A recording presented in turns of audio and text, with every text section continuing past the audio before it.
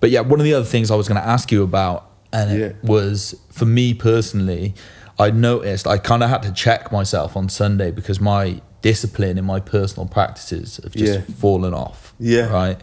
And I didn't really notice. I was kind of kidding myself in terms of like, I'm still, you know, eating well, I'm still training, I'm still meditating, but I wasn't doing it with the sort of same sort of like drive as I was before.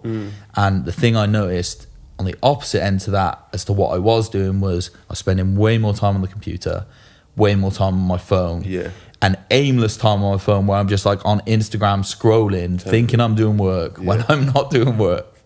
And that is, you know, that's a head fuck about having your business running, you know, through social media. But so I sat down on Sunday and asked myself some questions in terms of like, you know, what my goals are, what type of person, what characteristics do I need to be demonstrating to achieve those goals, and what things am I doing unconsciously in my life which are stopping me from achieving those goals. And the prime example of that was me just aimlessly being on my phone, basically. So I was just wondering if you like do anything like that in terms of like... It's funny you say that, man, because I had 2 dreams last week, 2 nights in a row, which my phone broke. Okay. And I was like the screen cracked and broke, and I think one of them may have lost the phone as well. But 2 nights in a row, and after 2 days of which I've been like scrolling a lot as well. Yeah. And I just thought my soul is just trying to tell me something. Yeah. Like the soul speaks in the dreams sometimes, and that was like, need to make a move on this phone stuff. Yeah. And I completely agree. I've not got any set practice. I mean, my screen's at red. I've just released a new product, so it's like I'm on it a bit more. But like you say, there's times when you're on it and you're like, this isn't actually the productivity that I'm telling myself it is.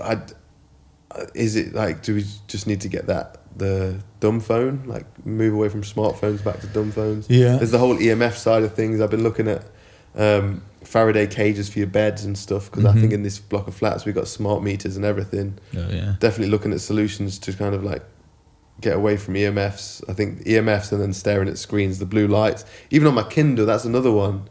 It might have been the Kindle as well. I'm got a nice paperwhite Kindle. I'm reading it at night. There's lighting on it, and then I just couldn't. I was laying in bed for like an hour or more, couldn't fall asleep. 2 nights in a row, and I was like, those are the 2 nights I was reading my Kindle. Like even just the light of the Kindle before bed was enough to stimulate me that I couldn't sleep. And it's not like a backlit like a phone, because I genuinely have a pretty good practice of not staring at my phone within like an hour or 2 before bed. And if I do, it's on red and it's just like a few messages to plan the next day or something.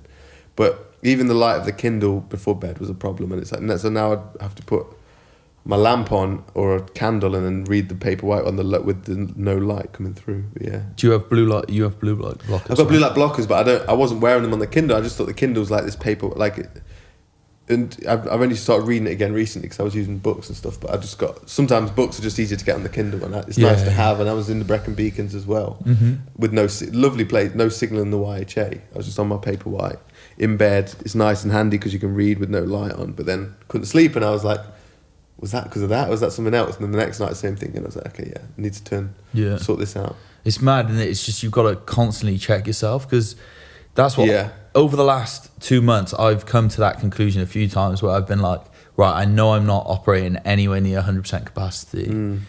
And why am I not doing it? Right, okay, well, I'm letting my personal practices slip and blah, blah, blah. And I set the best intention of, right, okay, I'm going to sort this out now. Yeah.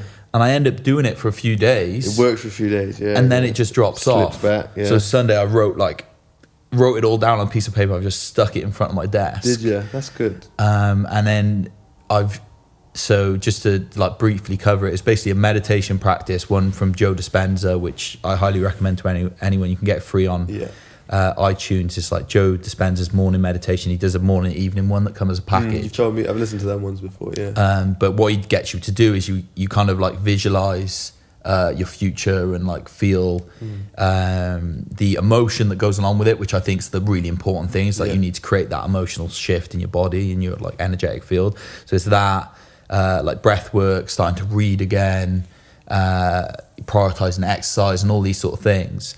But I've stuck to it. I started on Sunday as soon as I'd written my piece of paper, and I did yesterday and today.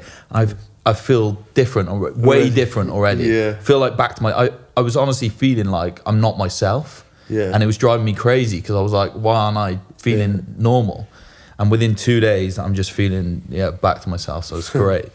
But it's cool, man. And that's the thing. It's just a discipline to be honest with yourself and then decide, right, okay, I'm going to do this. And then the hard thing is then sticking to what you've decided to do. So the discipline of it, setting up the world where it becomes natural.